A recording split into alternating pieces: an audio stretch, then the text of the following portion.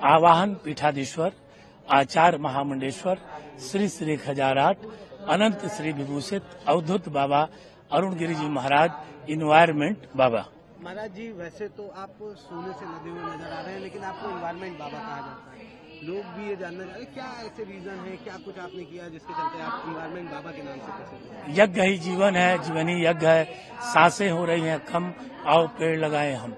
ये भारत और विश्व कल्याण के लिए जो भारत में हम कार्य करते हैं, अब तक हमने 82 यज्ञ किया हूँ अपने सहयोगियों के माध्यम से, भक्तों के माध्यम से, और लगभग 30 देशों में मिला करके 1 करोड़ से ज्यादा वृक्षारोपण हमारे देश में हमारे लोगों ने संकल्प किया है।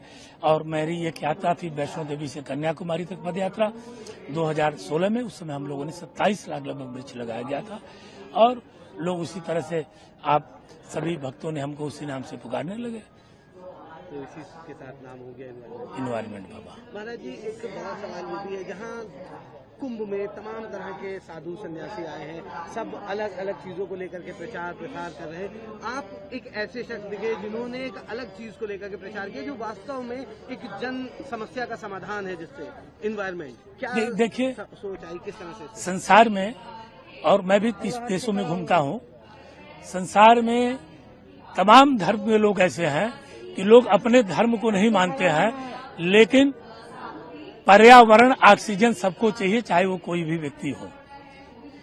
ऑक्सीजन सबको चाहिए। कोरोना काल में आप देखे होंगे तमाम धर्माचार्य लोग, तमाम मंदिर, सभी व्यवस्थाएं, सभी लोग अपने आश्रम में हो गए, सब बंद हो गया, लेकिन ऑक्सीजन की जरूरत सभी धर्मों को पड़ी।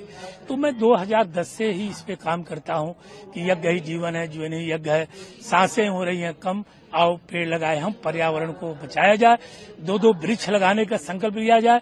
सनातन धर्म की पद्धति है कि एक वृक्ष चाहिए अंतिम संस्कार के लिए, और एक वट वृक्ष लगाइए या पीपल के पेड़ ऑक्सीजन के लिए, 2 वृक्ष अवश्य लगाएं और पाल पोस को उसको बड़ा करें। इसी महाकुंभ में सबको संकल्प देता हूं। यह संकल्प 2010 से मैं सभी लोगों को दे रहा हूं। गाड़ी भी एक आपका वाहन जो है वो भी बताया जाता है कि पूरी तरह से एक पर्यावरण जी, वो पूरी गाड़ी यज्ञ रथ है, और कोरोना काल में मैं उससे यज्ञ कर रहा था, शहर में ऋषिकेश में घूमता था, क्योंकि गाड़ियां और नहीं जाती थी। लेकिन उस आप समझिए कि 1 किलोमीटर लगभग हमारे पास एम्स है, मेरे अगल बगल कहीं 1 किलोमीटर कोई कोरोना नहीं था। आप लोग किसी जाके पूछ लीजिए, यह यज्ञ की महत्व। तो यज्ञ रथ वो घूमती रही, और मेरे साथ यज्ञ रथ काफी चलती रहती है।